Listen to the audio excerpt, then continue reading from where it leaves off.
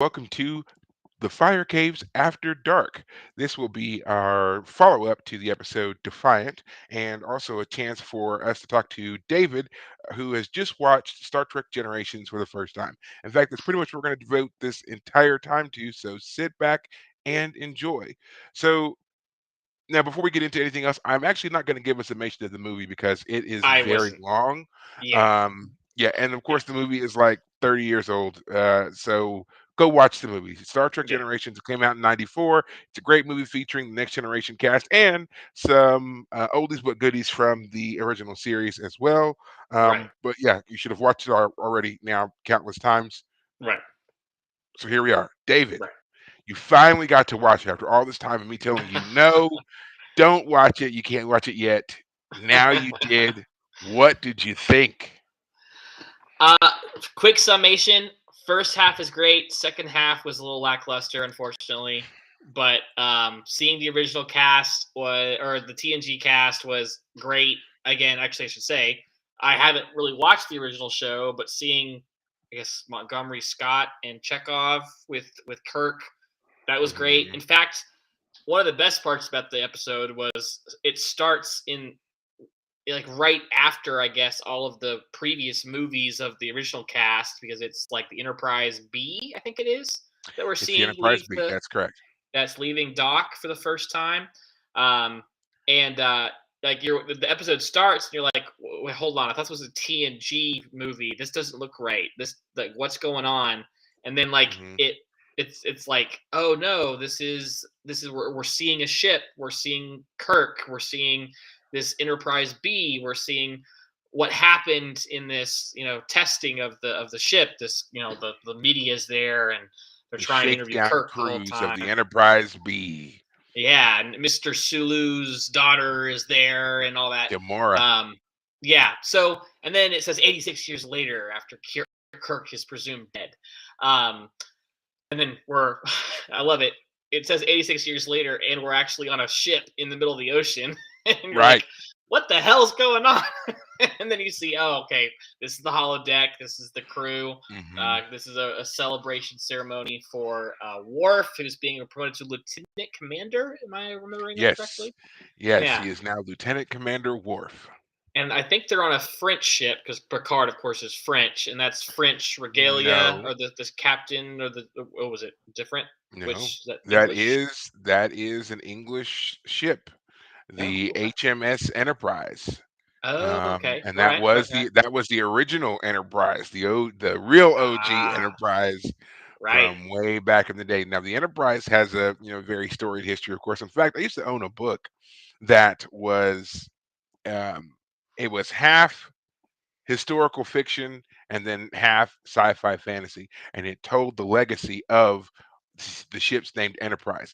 And that's why it was like that's why it gets to be half historical fiction and half fantasy because it Yeah. starts with the original ship named Right. Enterprise and Uh huh. carries through all the different ships in history named Enterprise up through the Enterprise D Okay. that we So it's see a here in Star space. Trek. It's a Star Trek book that you're talking Yes, about. yeah, yes. It was a Star Trek book written, in that universe, but they used real world, actual, Enterprise Terminology stuff.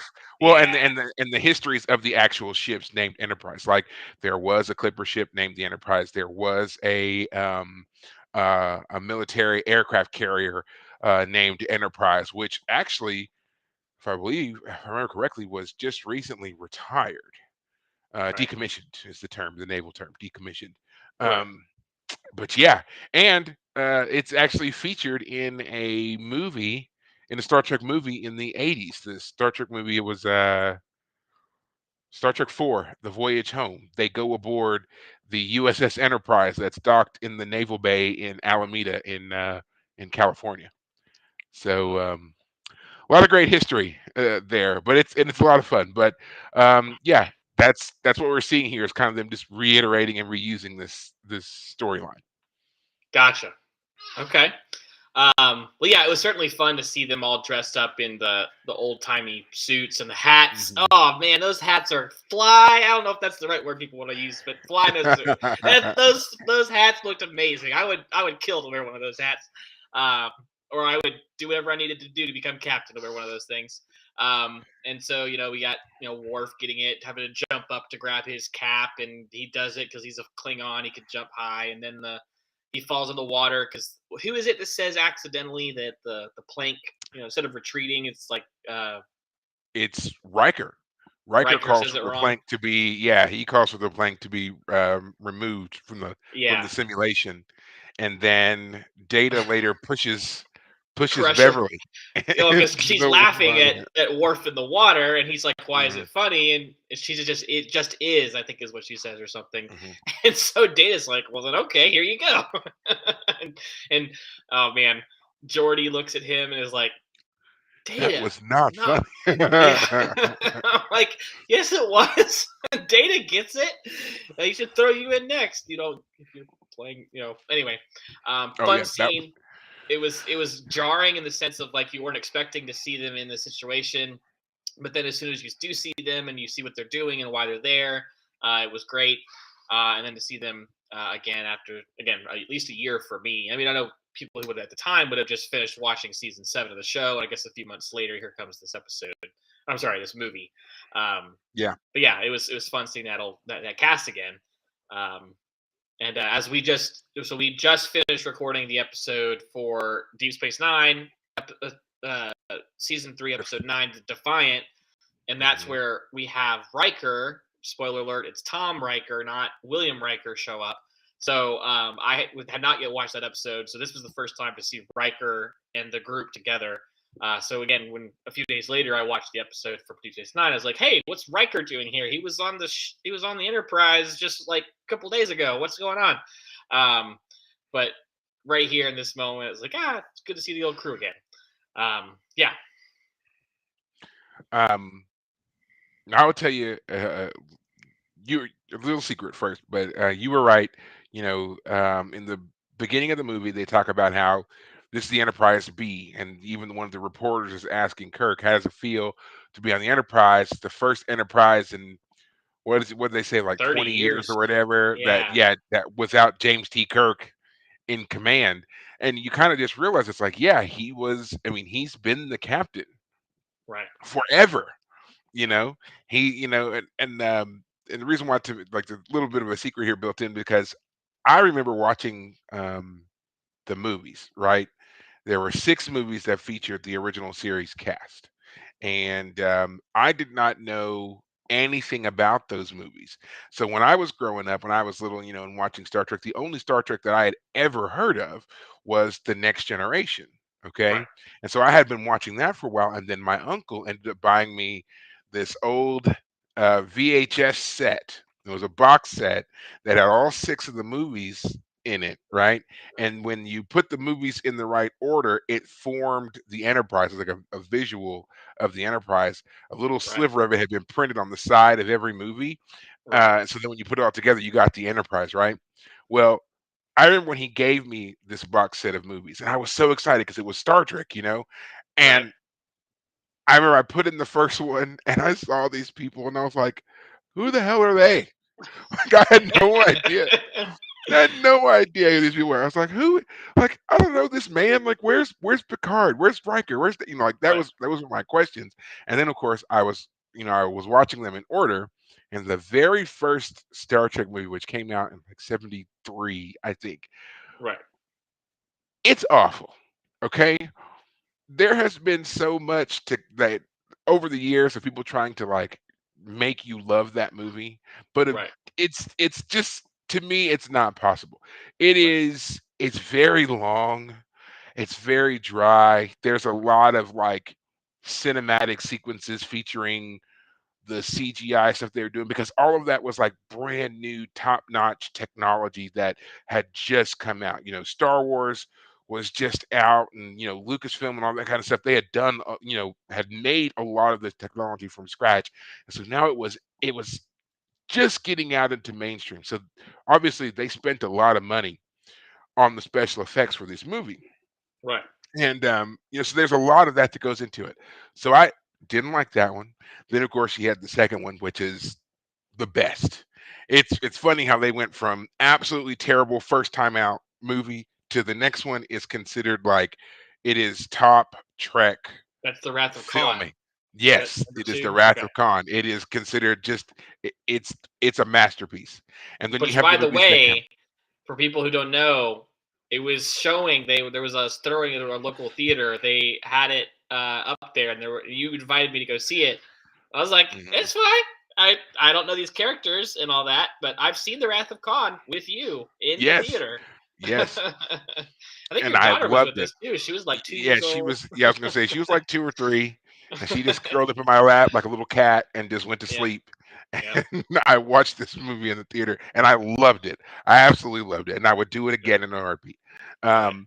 But yeah, and so, but all that to say, like, I watched these movies, these 6 movies, knowing nothing about these characters and everything else. And the last movie in the series is these guys, riding off into retirement. Literally, the ending scene of the 6th movie is the Enterprise A going off into the sunset. As in, that was their final cruise under the command of James T. Kirk. That's Right. it. Okay. Right. So now all of a sudden you have the Generations movie and it's starting up more on the Enterprise B, and here's Kirk again. And I remember watching it and being like, what? Why is Kirk here? And then of course they tell you he's not in command. He's here to kind of, Right. I guess, pass the baton to the new captain of the Enterprise Right. B, who is Captain John Right. Harriman, by the way, who infamously left space dock without a tractor beam. So there's just a Yeah. Oh my gosh, that whole bit about like, let's do this. Well, they're not coming till Tuesday. Like, all jokes come in threes. It was the tractor beam. I forget what else, and something, and then like the third the time, it's deflector Kirk dish. going, yeah, the They deflector didn't have a dish, and the deflector third dish. time, Kirk goes, "Let me Let me guess, guess. Tuesday." Tuesday. And I want to say it right now. My God, William Shatner is a freaking legend. He is so charismatic in this one opening scene. I know Yeah. I had never watched the original show, and again, I had seen The Wrath of Khan, but it was the first time I'd really seen him. Now having a better understanding, dear God, the way he was like, I mean, I know the character is just like like he's portraying the character of William, right? Not Hmm. William Riker. Damn it, Kirk, James T. Kirk. Hmm. He wants to jump in the captain's chair. Like you can just tell. Like every time this Yeah. kid, like he seems so inexperienced. Like, well, yes, we need to go save those ships. What are you doing? Being all like, we need to call for help. No, go do it. What do you mean? We need to do this or that. And then when he, the captain's like, I'll go down to the place, I guess engineering that needs something done. And Kirk sits down, and then he's like, nope. I know I really want to be here, but it is your job as captain to be here and be in command of this ship. I will go do it. And Hmm. man, William Shatner as Kirk, that scene alone, I mean, if that doesn't tell you why he was so beloved in the role, I mean, I feel like that scene Yeah. just sells it. He was so great in that like 10-minute scene. It's interesting because, I feel like there's a lot of love hate that went on for William Shatner with the role of Kirk. He played it, in the 60s really for 3 seasons, and he almost didn't even get 3 seasons. You know, if it wasn't for the write-in campaign of the fans, there would not have been a third season of the original series. Right. And then of course he had the subsequent films and things like that. But he was always off doing other projects and working on other shows and films and like that, but he could never really seem to totally, distance himself from this role of Mhm. James T. Kirk. And it didn't seem like he really embraced that until much later in life and in his career and so forth. Um, whether or not that's a good or bad thing, I don't know. But you're absolutely right. Like in regards to this particular showing, I always felt like this was probably the best he ever was as Kirk in Right. this movie, Okay. because it's one of the things about Kirk's character that has always stood out is that he always wanted to be at his prime in command.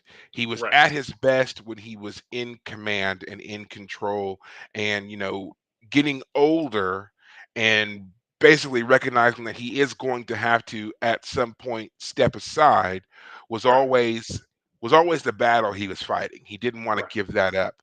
Right. And you see that play out in the show, and then especially the movies. I think if there's any current theme or thread that goes through all of the movies is that it's all about Kirk battling that forward progression of time, Yeah. and just Mhm. not wanting to get old.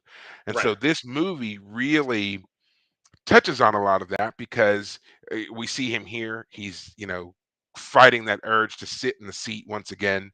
Um, when we see him later on, when Picard encounters him in the Nexus, he is in this very idealized home that he had years ago, again, when Yeah. he was in his prime, and he's got this horse and the riding and all this stuff that's just Oh, all I got about stuff to being a say about very this. Keep going. Keep going. yeah, Keep going. but Yeah. it's all about him being a very active, virile person, not Yes. facing an end of life, an end of career, an end. It's just not about facing any kind of end.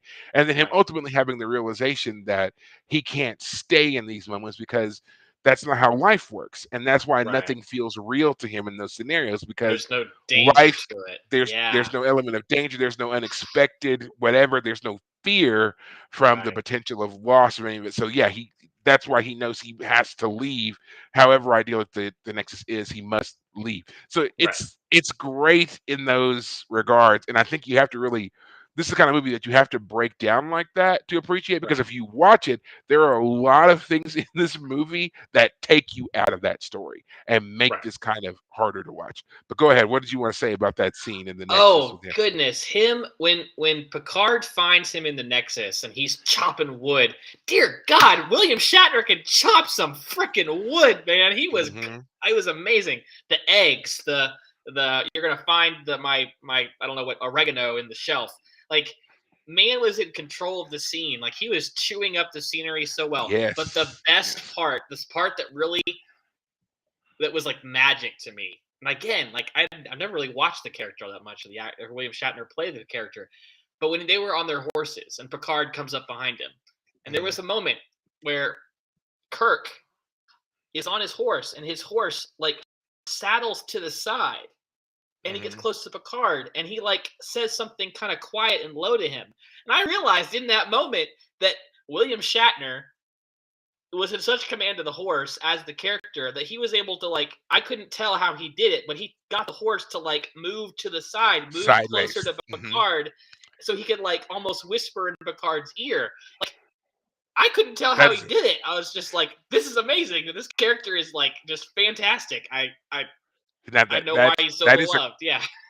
that is a great scene. Now I'll tell you again a little behind the scenes knowledge, whatever.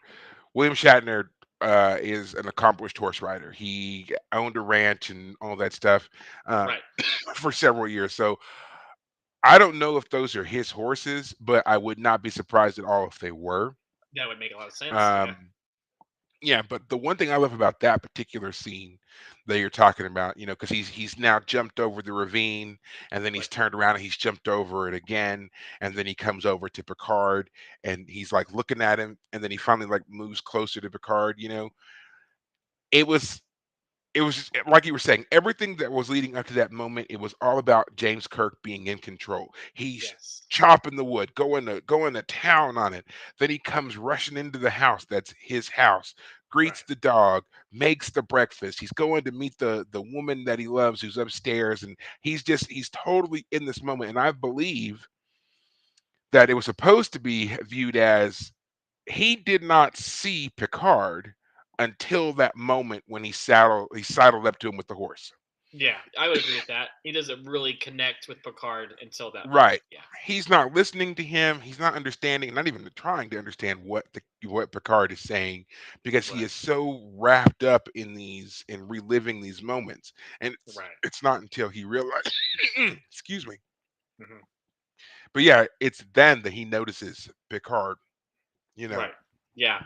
Yeah. It was what was so great about all those scenes is again like he was in control and Picard is like I mean I was trying to think like how would I as Picard try and convince someone else that this reality isn't real and that everything that's so wonderful and amazing isn't isn't what you think it is. And it really does have to be the character. It has to be the person in this case, Kirk, who realizes, yeah, there's something wrong here.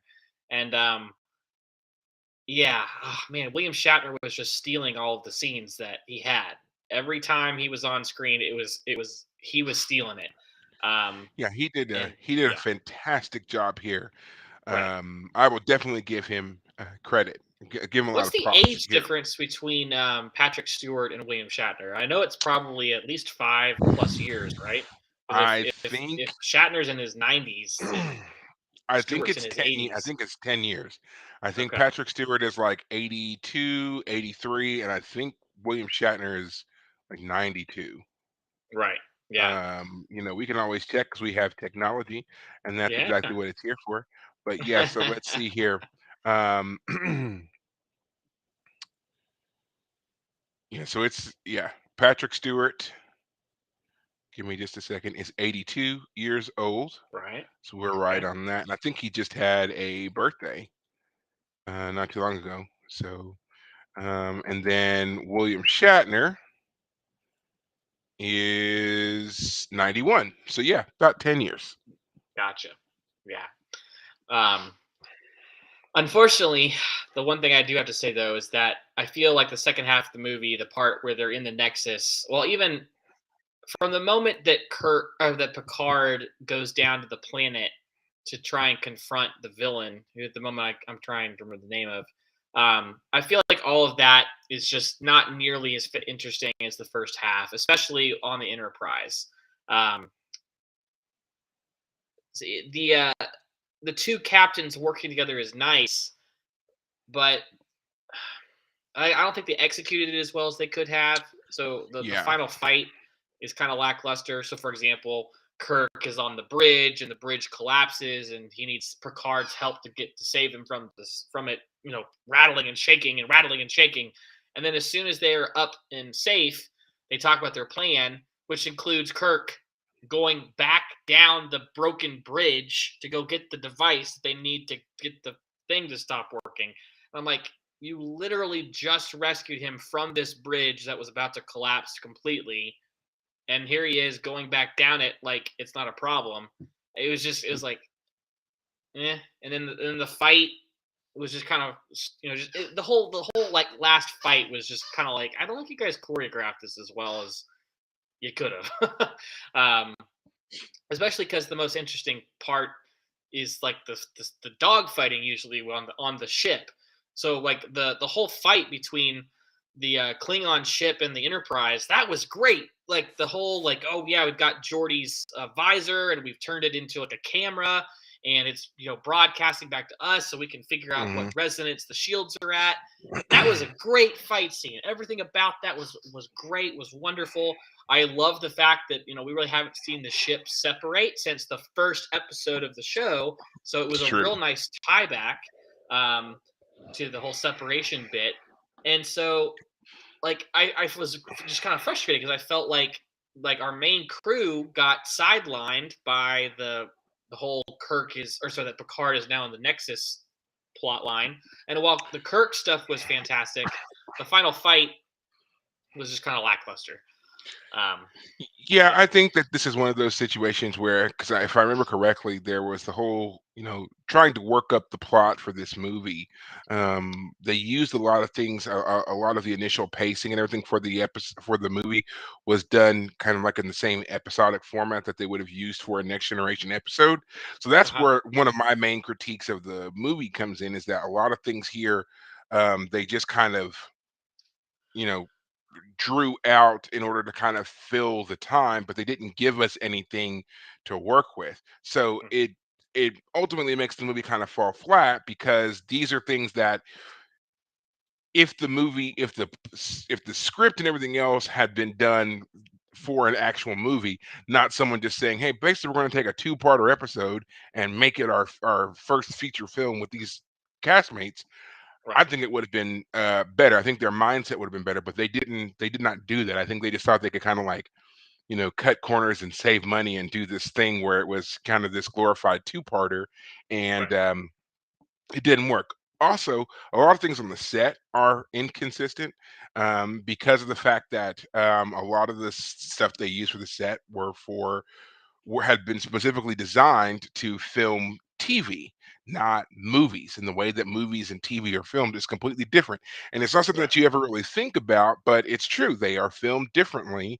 because of, screens and sound, and all these things have to be adjusted for the media that it's going to be viewed in. And I don't Right. know why they thought that a lot of that stuff would translate well, but it didn't. That's why we have a lot of areas that seem darker than normal because it's not set up for filming. Like there's a whole scene where they're talking in I think it's the captain's ready room, and like there's a whole the whole room is like unnaturally dark, and you're like, and it takes you a second because if you think about it, you're used to, especially when they're normally in the captain's ready room, it's a very brightly lit room, and it kind of gives you this feeling of being enclosed, Right. but it it suddenly feels much bigger in the movie, and then it's darker because there's nothing there, and then there's a scene where after Data's Emotion when chip. when Data and Jordy are putting the emotion chip in, and they've got part of Data's head off, and he's all lit up, and there's this bright light over him. It's filmed in such a way that everything else around, like the surrounding, the scenery is completely dark because it wasn't lit properly for filming for a movie, and so it Right. looks weird. And there's even some parts of it where, um, at least to me, I could have swore I heard echoes from when they were talking because they're filming now on a much larger soundstage than when they were doing the episodes for the Right. TV show. So Mhm. it doesn't catch the sound quite right. And these are things Right. that to me, especially as a person who's, I've watched this movie many, many times, I catch them more now than Right. later than I would have earlier. Right. Um, but again, even then, those are minor things. Another thing that takes me out of it is that Riker's uniform doesn't fit, and Mhm. he's walking around and he's got like the undersleeve of his shirt underneath his uniform is showing more, and they've got it bunched up and stuff because the arms of the uniform that he's wearing doesn't fit, and it's because they were transitioning from the TNG uniforms to the uniform cut of what was being featured on Deep Deep Space Space Nine. Nine, Right. and they hadn't quite gotten around to making one for everybody on the next gen cast Right. yet, and yet Right. they were doing this movie already. So Right. there's this weird. So you'll even notice it. Like some of the actors, like some of them are wearing the new uniform from like Deep Space Nine or whatever, and the other ones are wearing the old one. Especially a lot of the background officers are wearing the older uniform. Yeah, there's just a lot of these inconsistencies that suddenly you're like, I would love to take you seriously, however, your shirt and your pants don't match. It's just stuff like that. That would take you out of it. Yeah. Well, fortunately for me, I guess I don't notice that type of thing, so I wasn't at all bothered by it. But yeah, the first half of the episode feels like an episode of the show. We got a station where there's a mystery to be solved, and Hmm. Jordy and Data, the ones who go, work on it, and we have a new update. Oh, it looks like Data has this emotional chip that he is gonna finally take, try, and I love the idea that he felt fear for the first time. He normally doesn't feel fear. Normally he's fine. He could have saved Jordy, but this time he felt fear, and it gets ingrained in him, and he can't remove it. And so his relationship with Picard is stressed because Picard needs him to help him solve what's going on, and Data is feeling remorse and feeling regret and like, oh, I can't do this. And Picard says, look, integrating your emotions is something that we have to do, that humans have to do. So now you have to do that as well. Right as Picard is also dealing with his own emotional trauma. Um, so it really felt like the best part of the episode was the beginning because it felt like a traditional episode, and then the second half, even though the Kirk stuff was great, it felt like they didn't quite have everything they needed to make that second half work properly. Hmm. Um, but I have to say, Gates McFadden is Dr. Crusher, and what's her name as What do you mean? What's her name? Deanna oh, Troy. I know. I'm Oh sorry. my God, Again, it's me and Marina names, man. Sirtis. Marina Yeah, Sirtis says Deanna but Troi. dang, there's Two that moment two where dates. Dr. Crusher is working on Jordy, and like, I was Mhm. like, man, her hair is on point. She looks fantastic. Why hasn't Picard married this woman already? Dear God. Right. But anyway, I was sad that they actually kind of have more of just a minor role. Like even Deanna Yeah. Troy's only real major contribution to the episode is to go talk with Picard when he is reminiscing about his recently deceased brother and nephew, and the whole idea that he is now the last Picard, and so he can't. He's not doesn't have children, so he can't. He'd have to carrying on the Picard line is something he thought his brother had accomplished with his nephew, and now it's on him again. Um, and I Which want to say it right here and now. I love Patrick Stewart. He's great, great actor, but I've never felt he was very good at crying on command. His crying on command in both this movie and in the episode season 4, I think it's episode 1. No, maybe it's 2 because it's right after the whole best of both worlds episode. So it was a two-parter from season 3 to season 4. But when he's on Earth with his brother and he cries after like their mud fight, all the mhm. trauma he feels. I always felt like Patrick Stewart kind of was like it was hard for him to like make this. I'm trying to cry. He's making a try to cry face, I would say. But in the previous episode we just did last week of Deep Space Nine, Avery Brooks, as I said, absolutely killed the I'm about to cry moment. And so this was for me, it was like, damn, Patrick, I love you, bro, but I think Avery Brooks has got you on Hey, this like hey, acting thing, at least in not this scene. everybody can do everything. Not True enough. everybody can do everything. True enough. Um, no, you're also absolutely right. Like, it is unfortunate that it seems like Crusher and Troy didn't have a whole lot to do in this movie, Yeah. but I mean that's kind of been their bit in Trek in general. It was just very rare that they gave them room to kind of do things. I mean, Deanna, I feel like got more play than Beverly did. It took them a while to kind of figure out what they wanted to do with Beverly, and Right. having her leave the show a couple of different times, and all that other kind of weird back and forth that was going on with her also made things kind of difficult. But I've always enjoyed Beverly Crusher. I always thought that she was a great character, great addition, and I had always, like you just said, like wondered why they didn't go ahead and just commit the whole Picard Crusher thing together and, Yeah. and be done with it. And Right. to that end, I will also say that we've got the so-called final season of Picard coming up here soon. And if they don't resolve this conflict that's literally been like 35 years in the making, I may lose my mind. Like, and I know I'm not the only one. It is the Right. longest slow burn in history. They can put their relationship in the Guinness Book of World Records for dragging us along. Seriously, for as long Yeah. as I have been alive, these two have been doing this will they won't they dance, and it's just I'm Right. over it. Yeah. I'm over Yeah. it. All Yep. right, Yep. Yep. do it, Yeah. do it. So um, the other thing I wanted to say, yeah, with the reason I think the second half isn't quite as good is the whole Nexus idea was interesting, but I feel like they flubbed the execution of it. Like the idea that it would show you what you want to see was compelling initially, especially when we see Picard's version of what he would like. He wants a family. It's not Dr. Crusher that he's married to in this, idealized version of his life. It's another woman, but he has 4 kids, and his nephew Renee is there. But he very quickly realizes that this isn't real. And Guinan is there. And she says, a "Oh, this is piece a of part Guinan. of me. This isn't, yeah, it's not actually Guinan, it's a part of Guinan."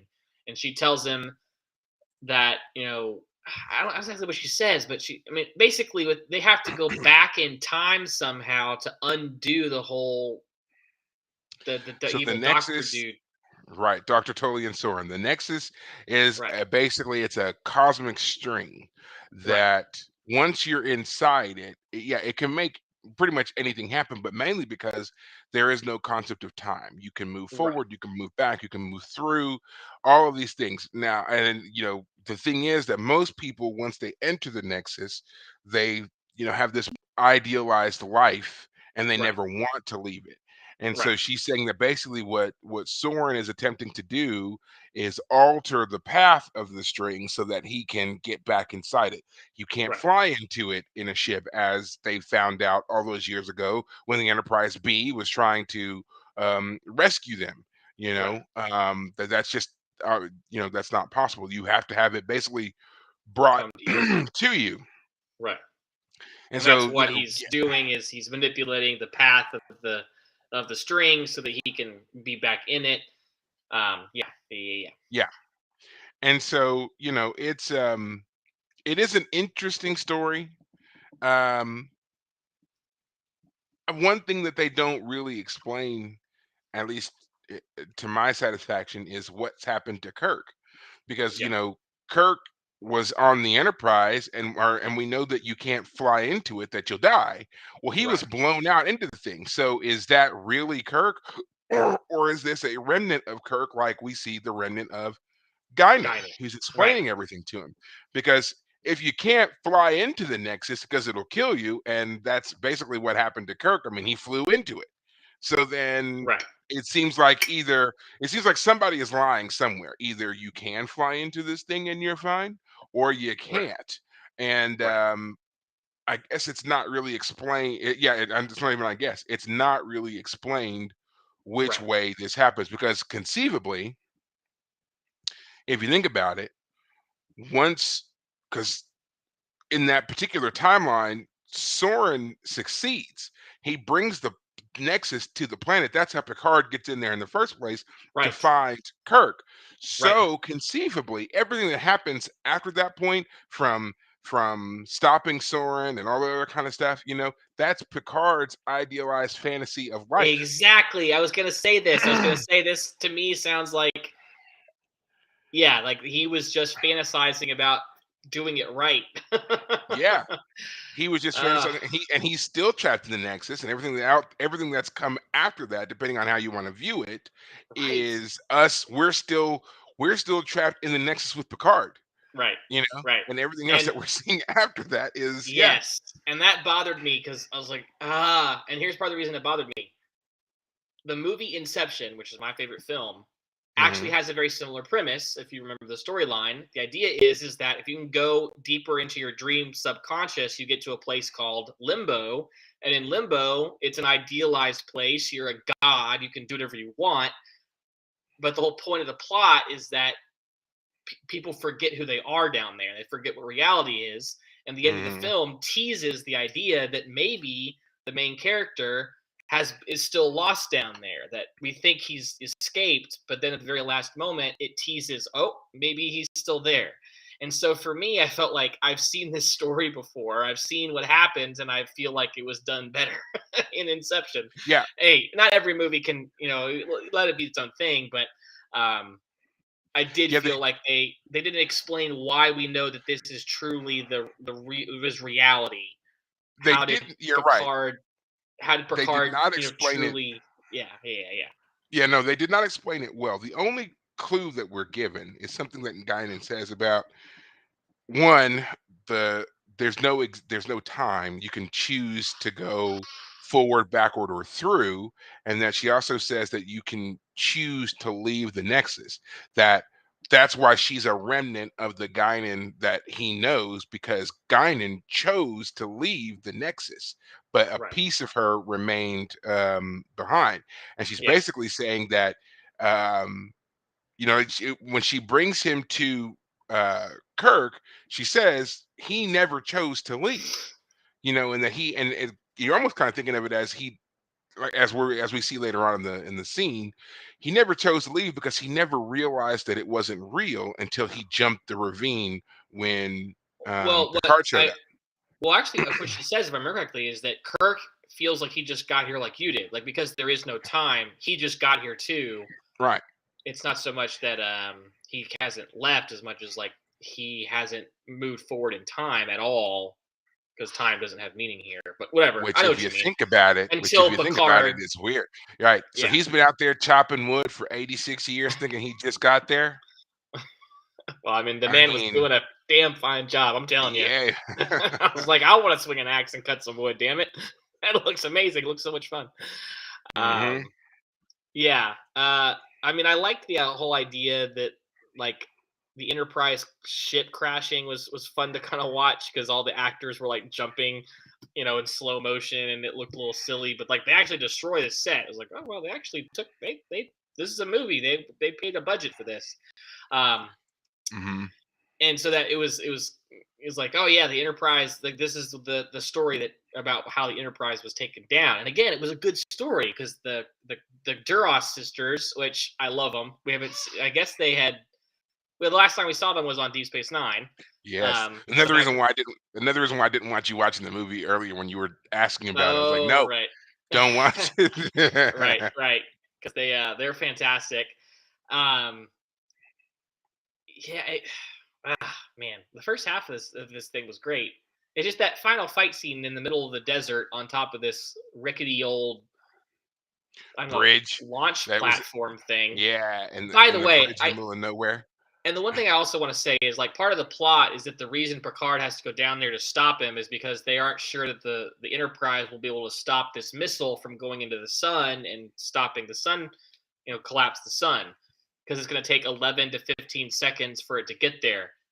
It takes light from our sun an entire 8 minutes plus get from the sun to Earth. So the idea that this missile would travel faster than the speed of light to hit this. I mean, I know in this story we have warp speed, but they talk about this missile warping to the moon or to the sun. It felt a Hmm. little contrived. Like we need to find a reason to get Picard down to the planet, and I wish they had even so much as scrapped some of that in order to like stay on the ship. Yeah. Even if it means that they still crash land, that's fine. Crash land the saucer section, yada yada yada. But I don't know. I felt like that whole explanation was like they were trying to rush through to make things happen. All right, it's gonna take a couple seconds for it to hit the sun, so we got to do something else. We can't let our super powerful the Enterprise solve the problem. We have to have Picard go down and have a fist fight. Um, And so I also think in regards to the destruction of the Enterprise, there was a lot of that um, there was a reason. Um, the model that they had been using, was pretty old and was starting to, you know, show signs of wear. And they had several different models of the Enterprise for different things from throughout the show. But I know that one of the main issues that they had was, like I said, translating from small screen to big screen was an issue.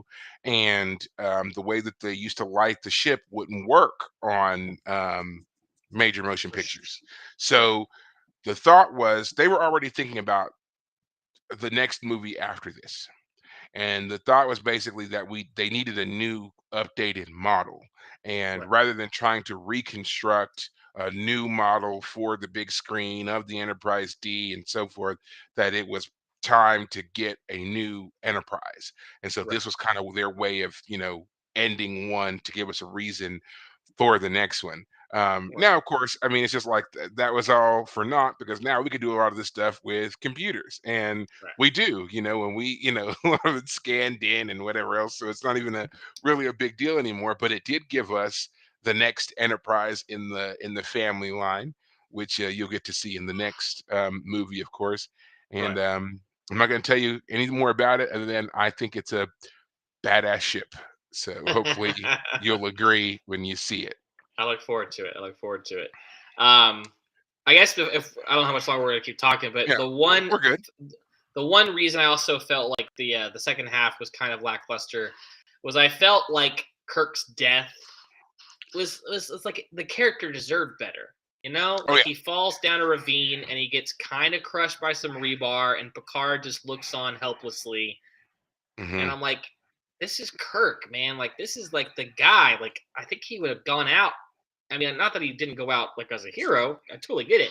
But the fact that he is left as an unmarked grave almost on some random planet in the middle of nowhere, like why isn't he getting like state burial? Why isn't his body being taken back to Earth and we're having some fantastic moment or something? So two things. Okay. Um, and you would only know this if you watched all those other movies I was talking about that came in that box set. Right. So there are a lot of people, actually, more than two things. One, there are a lot of people who feel the exact same way that you do, that Kirk's death was lackluster to say the least. You know, Right. that he should have gotten more, there should have been more to this. His death should have also impacted the plot far more than it does in the movie. And they're absolutely right. Kirk's death does absolutely nothing to advance the story. It's not even sad. It's not even, you don't even get a moment to really kind of pause and reflect on the Right. fact that this legend just died, you know, Right. because Kirk, not Kirk, but Picard has to go on and do this other thing. Right. Um, Two, the end where we now see that Kirk is really dead. That Picard has buried him under a mound of rocks and Right. placed that old little comm badge or whatever on there. Um, we saw that in the ending of at the actual death scene. Picard gets to Kirk before he officially dies, and they Right. share some words and whatever else. I wish like crazy they had done the appropriate callback because in one of the movies, in fact, it's the fifth movie, Kirk, Spock, and McCoy have gone camping. And it's a fantastic scene. It's probably one of my favorite scenes. And as I've discussed many times in our podcast, I love scenes where the officers get to kind of like drop rank for a bit and just kind of hang out and talk. Right.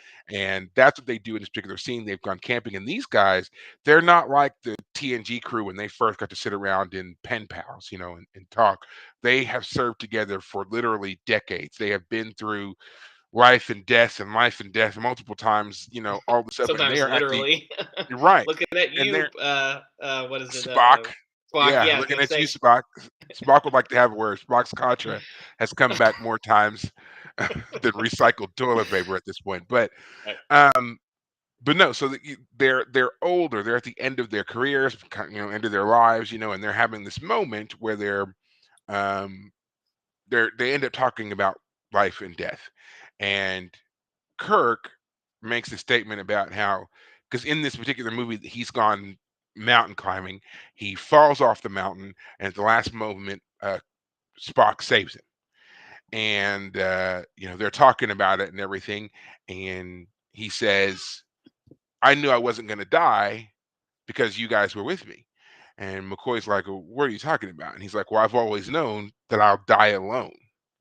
And it kind of Oh. brings this very somber tone over everything because they were kind of joking a little bit, but then he makes the statement and he's like, "Yeah, Right. I've always known that I was going to die alone." So then here we are, flash forward, all this time, and Ah. he's dying, and Picard is with him. It's like it would Right. have been a great, great moment for them to be Right. like, he didn't die alone. He died with Captain Picard. Didn't do it. Totally missed opportunity, and Yeah. it's burned me up to this day because that was a fantastic scene because it really did come out of nowhere. They were joking with each other, talking about like baked beans and bourbon and stuff beforehand, and and then all of a sudden like the whole mood changes and they talk about this thing and great, Yeah. just great. I mean, I recommend that movie to people just for that scene. I don't care if you watch the Right. rest of the movie, watch that scene, Right. and yeah, and then they just did nothing with it. Go nowhere with it. Yeah. Well, I mean, it's interesting you say that because I do feel like Kirk kind of dies alone because he goes and he grabs the little remote control thing and then falls down a ravine by himself. At the very least, his crew is not with him. Yeah, So in that's that true. sense, he's alone. His original crew members, they are not with him Right. in his final moments, which, And we you know know, that Spock is still alive from yes. TNG, so he could have we could have had him in this episode. We could have had. Well, Leonard Nimoy was supposed to be in the movie, Is that right? and so was DeForest Kelly, who played Dr. McCoy. It was Right. supposed to be a movie. In fact, the movie was supposed to feature again Kirk, Spock, and McCoy. Instead, they have Kirk, Chekhov, and Scotty, Right. right? And in fact, it was to the point that it was so sure that Spock and McCoy were going to be in the movie that the lines in the movie and the whole scenario were written for those officers. Right. But when DeForest and Leonard Nimoy backed out of it and they put the other ones in, they did not change all the dialogue. Hmm. So the whole scene in that first half of the movie where Chekhov was running around acting like a glorified doctor, and Yes, he's like, that's right. you and he's like, you just become nurses, come with me. Yes, That was that would have been a supposed to be McCoy. McCoy doing Yep, that. Yeah. yep, But yep, yeah, yep. they did not change everything because again, like right up until that last moment, it was supposed to be Nimoy and DeForest. Now, Gotcha. DeForest Kelly was much older, and I think he was 10 years older than everybody else on the original set. So Okay.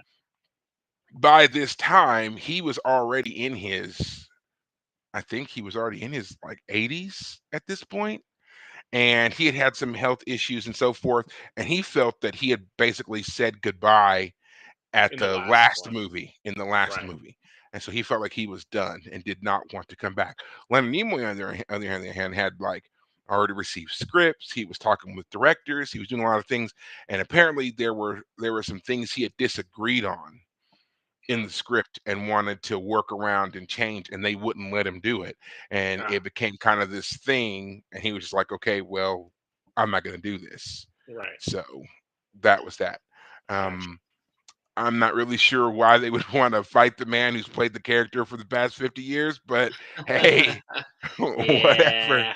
Right. you know. Well, it's also with the with going to Spock.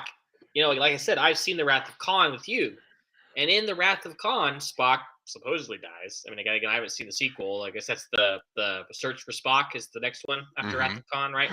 So Hmm. I don't know how that one goes, but they give Spock a ritual send off. Like they put Hmm. his body in that was not exactly a coffin, but The you know what it is, torpedo and then tube. that's right, It's torpedo and tube they've hollowed out. and they've Kirk gives this wonderful speech, and it's sad, and so the fact that Kirk doesn't get the same send off, I was like, that's a tragedy. This character is supposedly Right. the man. He Yeah, should have that's got true that. too. Like I didn't understand that either. Like I understand that he died, and Picard has to kind of wrap things up a little bit so that he can complete the mission. But once all that was done, and he's being picked up by the Farragut and the other ships that show up to salvage what they can of the Enterprise D and its crew, the fact that they didn't beam up the most revered, legendary captain in history Right, bothers me. Now, the argument could be made that, Kirk died, was officially listed as lost or KIA 80 some odd years ago. So to have to, reconcile this would have been a headache, but at the same time, it's like, no, it wouldn't, because it's not like he's alive and now is trying to get back into the world or whatever. He's dead, you know? And I mean, Picard would have had to write up his report of what happened anyway. So it's just right, like further proof to back up your story instead of sounding like a crazy man about a long thought dead captain coming back 8 decades later to help you save the day. Come on, you know. right. Oh well, here's his body as proof. But again, I guess if we're all still trapped in the Nexus with Picard, it doesn't matter. He doesn't need proof because in his Nexus, he's good. He's good Yeah, to go. man. I'm sure there are a lot of people out there have some conspiracy theory type explanations for all kinds of things based on this whole Nexus situation. Well, yes, and I will tell you, there's one that for a while there was this campaign that was called "Bring Back Kirk," and it started off as just kind of like a write-in thing, and people were just kind of signing this petition about why Kirk wasn't really dead and how we can bring him back, and it eventually blossomed into fan this fan trailer that somebody put together, and you can find it on YouTube. I believe it's called "Bring Back Kirk." And it's a very long trailer in which it's basically the story of how to bring Kirk back into not just back to life, but into present day 24th century Trek and begin all new missions with Captain Kirk at the helm of a new ship. It's very interesting to watch. The CGI, the graphics on it are, of course, a bit dated because this was done probably in the late 90s. Oh yeah, obviously it would have been the late 90s. It would have been like Oh, 96, 97 or whatever. But it's a right. very interesting thing to watch. So if you have time, and I think it's like 10 minutes long. Okay. But if you got the time, you should watch it. Um, other than that, I think they do a great job with splicing in stuff from the TV show, then their CGI stuff and dialogue and whatever else. But yeah, it's a fun little romp. If you're just really dying to see how they would bring together not just Kirk into the 24th century, but Kirk and like all the other crews. Everybody's featured. Deep Space Nine, Voyager, they're all there for Right. some reason on this Right. mission. So yeah. Right. Gotcha. Well, Well, as we're wrapping up here, final thoughts on Generations. Good movie, bad movie, meh movie. What do you think? first half great. William Shatner kills it. That summarizes it. Okay. Yeah. Well, I will also say that I think this is a pretty good movie beyond the certain lighting effects that they did and certain things they did to address the transition from small screen to big screen being some complications there. I think that this movie overall it works. I think that it sets everybody up to kind of go off and do their own thing, and it also helps us for what we're going to see later on, not just in Trek films, but also in Deep Space Nine, which is like right around the corner for us as we're moving through our shows. So I'm glad that you finally got to watch it. Yeah. And now we can put that behind us, and then we can move forward with some other things. And now, the next movie for you that you get to watch is First Contact, but you don't get to watch it until after season 4. Okay. Got some time. Yes. Well, we're wrapping up yet another hour for us on the Fire Caves, and this is our after dark session, of course. David, I'm glad you got to watch the movie, as I've already said, but yeah, man, it's late, so let's go to bed. All right, man. Well, to everybody else, take care of yourselves. We'll see you next time. Thanks, guys.